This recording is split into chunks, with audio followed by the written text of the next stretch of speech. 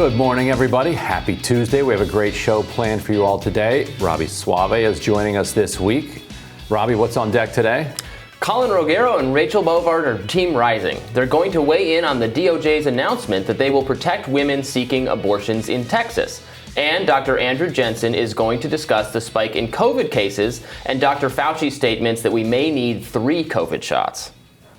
But first, let's go ahead and talk about these unemployment benefits. On Labor Day, more than 7 million people lost their jobless benefits, marking what experts describe as one of the largest and most abrupt end to government assistance in American history. Another 3 million people lose their additional $300 boost to state benefits, barring government intervention. And this move could upend the lives of millions of Americans still struggling to find work. According to the Washington Post, there's heightened anxiety in the White House that the benefits ending will result in people falling into poverty and losing access to food. This chart from the Post shows that 3 out of 4 people on unemployment have lost or will lose benefits. So it looks like it's over, right? I mean, but, just to be clear, this isn't unemployment as a program ending. Right. In general. I think sometimes, people are a little bit like, oh, my gosh, this is going to leave people with absolutely nothing. This is the additional benefit. Is that right? The $300 boost.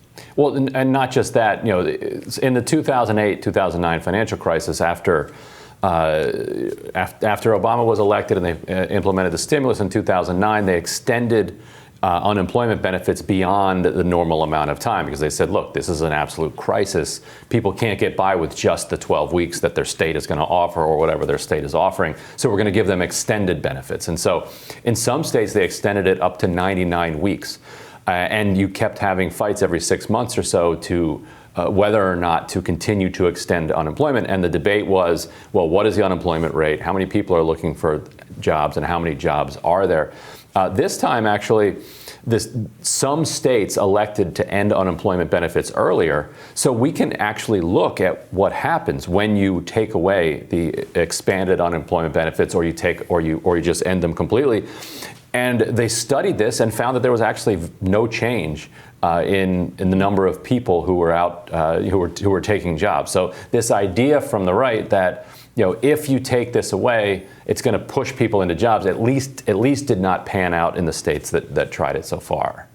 Yeah, I agree with you. I think we've actually not seen, I was looking at kind of the data on that. I don't think we've seen quite as much evidence of that as some on the right have contended. I mean, obviously, look, this is a horrible crisis and people needed a lot of help. Now, it is an issue that some businesses are having trouble finding workers. The ongoing pandemic, the random returning restrictions on your restaurants, it's the hospitality industry, that kind of thing. I know in DC how frustrating that's been. I've talked to people who work in bars, restaurants, etc., and it's just, and the mask mandate came back out of nowhere, kind of unique to DC, and their grand plans were kind of just like crushed as they were getting going again. The Biden White House wants to kind of say that good economic times are coming back, the pandemic is winding down, everything's great. Delta kind of has its own plans. So the benefits expiring at this moment, you can see how it's created this really political headache for Biden, because I understand why they don't want to continue them. They don't want to continue them because it cuts against their narrative that everything is fine and great and Democrats should be reelected, etc. I'm just wondering where all the people went. So we've got all these businesses that are saying they can't find workers. But then what you're saying, Ryan, is that the studies show, or the data is looking like, the states that ended the benefits, those people didn't go back to work. What were these people doing before the pandemic? Where did all the workers go? It's almost like Thanos showed up, snapped his fingers, and half the population disappeared. Where is everybody, and what is the holdup with these businesses finding workers, and why are these other people that are ending benefits not finding work? Do we know? So it's worth to try to think about this. You could think about an extreme situation. Yes, obviously, serious desperation will drive people, to take lower wages like that. That shouldn't actually be a controversial point. So the question isn't whether or not you can drive people into enough misery to get them to take lower wages and to get them to get back into the workforce. The question is whether or not moving the particular dials that we have right now is enough to do it. And clearly moving those dials hasn't hasn't made people miserable enough. In other words, like they need to make people more miserable. No, I'm not saying that doesn't even make sense, though. So but that doesn't make sense because these people, these jobs existed before the pandemic. I mean, the low wage jobs just didn't suddenly appear, right? I mean, they've always been there. Here's the difference, and if you look at the data, people's savings rates compared to 2019 today are much higher. Like people in general. Now, a lot of people have suffered tremendously during this time, but a lot more people actually, and the data bears this out, have much higher savings. Their bank accounts are flusher thanks to the extended and expanded unemployment that was given out all through 2020, the CARES Act, the $600 extra, the $400 extra, right. the checks that the $600 plus the $1,400, and those checks went out to the entire family. So a family of four, early 2021 got a check for $5,600, in January, February, and so capitalism had depended on people being just right at the edge, up through 2019, having $12, at the end of the month in their bank account, or less than 12, and getting an insufficient fund hit. Now, people have a couple thousand, the averages, people do have a couple $1,000 in their bank account. And so even though they took away some of the expanded unemployment benefits in some of these states and tried to push people, into these jobs, my understanding based on this data is that people still have some cushion. And are like, you know what? Right. I don't want to stick on a mask and go back into that kitchen, for $11 an hour when I don't actually have to yet. I'm going to keep looking for a better job that pays better. And so people have more freedom to do that. And so I think that's what's going on. And so this won't push people immediately into the market. They have a ways to go to make people more miserable until a lot of those help wanted signs are down. That's my read on it. Yeah, small businesses are really squeezed though right now. Obviously, the big corporations are one thing, but the small businesses they have low profit margins in a lot of sectors, and they can't really they don't have tons more money to give employees. I mean, that's just the unfortunate truth. And in restaurants, and we saw this because of Delta in the last month, the hospitality industry got smashed. We don't have packed bars in restaurants. So the amount of income coming in to these small businesses, these restaurants, isn't the same. So even if they wanted to push up wages significantly higher, it's difficult if you have half the revenue that you had in 2019. It sounds like a really difficult problem to solve. I mean, what we don't want is we don't want these mom and pop shops to continue to be squeezed, like what you're saying, Robby. They were already crushed during the pandemic. Now they can't find workers. They're having a difficult time. My guess is they're going to pivot. I mean, I wonder if these jobs will even be available when people actually do decide that they want to go back into the workforce, when these small businesses decide, hey, okay, you're forcing me to work on a limited staff. I'm going to figure it out. And then they do, and we just kind of race ourselves even faster to an automated society. We already know that the big companies like Amazon are inching their way towards that.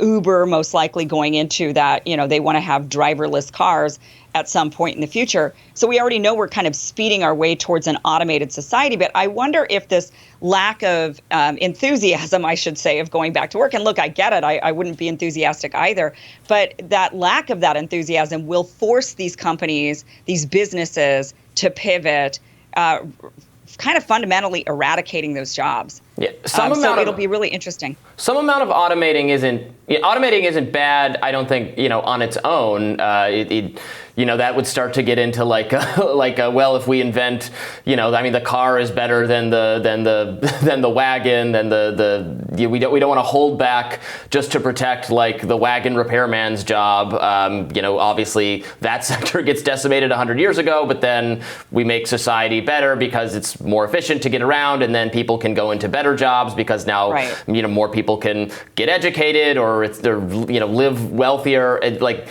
So that kind of process also is taking place if jobs are being automated in terms of taking your order at whether it's McDonald's or driving around, etc.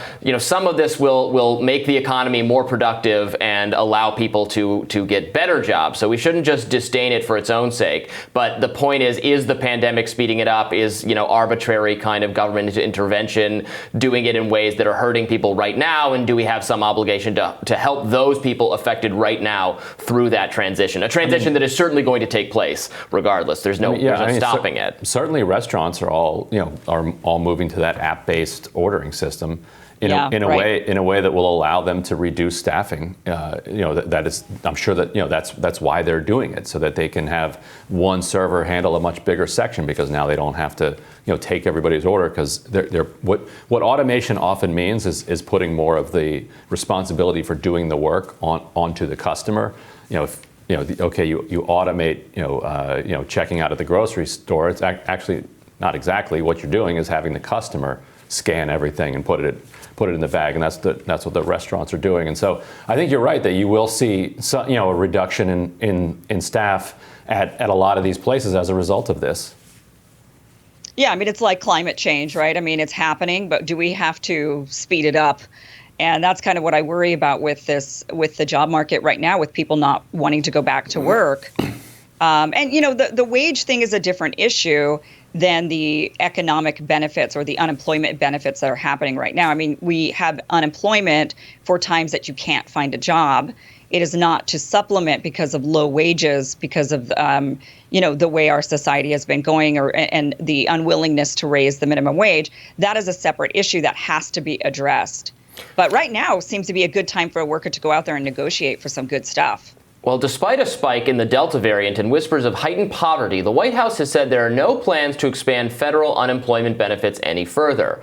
A White House economic advisor, Jared Bernstein, commented on the benefits ending, saying, quote, "We have strong momentum going in the right direction of the American workforce.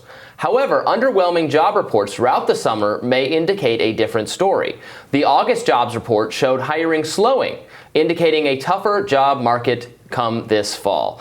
And I think a lot of that is the effects of Delta, which the pandemic has shown time and time again. It doesn't care what we want, it doesn't care that we want it to be over. This is going to affect, and obviously the restrictions coming in and out, and then in different areas of the country, in different local municipalities. There's just so much uncertainty. I guess it's not really surprising to me. Yeah, and I think Jared Bernstein being okay with the unemployment benefits expiring, it tells you that the White House's main objective here is to get through their so-called Build Back Better plan, which they're trying to push through in the $3.5 trillion reconciliation package. They think any energy they put into anything else, they feel is taking away from that. That's why they've pushed voting rights off to the side, and they push unemployment benefits off to the side. And besides, Joe Manchin, Kyrsten Sinema, and a bunch of others who are in the pocket of the restaurant industry, weren't going to extend unemployment benefits anyway. So they figure, why bother fighting for it? And so they want to save every penny that they've got and put it towards, I think, this $3.5 trillion package. And I think that's ultimately what's going on here. This is a huge gamble on going for everything. Yeah, well, it's hard to get a lot of different things done, or anything done, in the current political environment we live in. Especially, everyone is always starts getting ready for the next campaign, the next election cycle, 1,000 years in advance. So there's just such a tiny window where anyone can do anything or concentrate on anything. I mean, this was true when Obama had a very limited window to actually get something done, and of course, chose to kind of bet it all on healthcare instead of immigration or something else. So I think you're seeing that here too. Yeah. All right. Thanks, everybody. We'll tell you what's on our radars up next.